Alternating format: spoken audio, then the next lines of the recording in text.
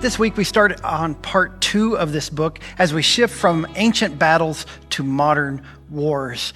Today we will look at chapter 6, perception management and authenticity.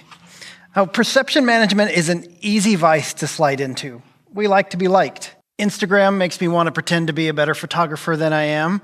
Snapchat literally lets people put on a facade by giving them filters to change their face. One TikTok video could take days to make to just get that move just right. Now, if you don't want to be fake on social media, you can get Be Real, which sends you a notification at a random time during the day, and you get 2 minutes to post a picture of what you're doing. And then you get to scramble in those 2 minutes to figure out how you're going to show the best representation of what you happen to be doing really at that moment. There will always be a temptation to pick on social media when we talk about perception management, but the reality is that's not the only place that we struggle with it. We can be inauthentic at church, with our coworkers, friends, spouses, our kids, anyone, anywhere, anytime. On page 126, Pokluda says, here's the irony of it all. We live inauthentic lives because we want to be liked, but in actuality, the most likable people are the authentic ones. We are drawn to people who are comfortable in their own skin. They have nothing to hide and are the most unashamed, free people we know. So, we need to strive to be authentic.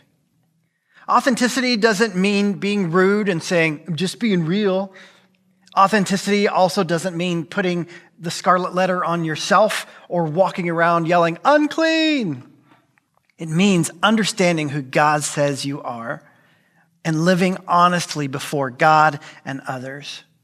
Find trusted people who are learning to see through God's eyes and walk together with them through the heartache, struggles, grief, depression, insecurities, or whatever. Perception management adds stress to others. When you try to make yourself look better than you really are, then it says to others that they're just not good enough. Then they can look at that and go, I just can never seem to be enough.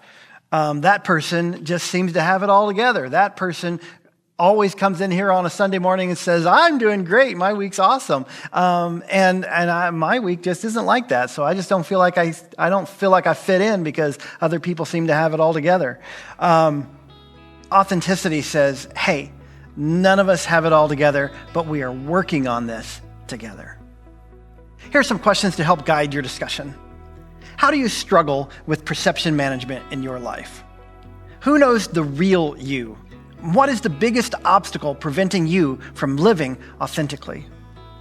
How can you take a step in growing in authenticity today? Enjoy your discussion.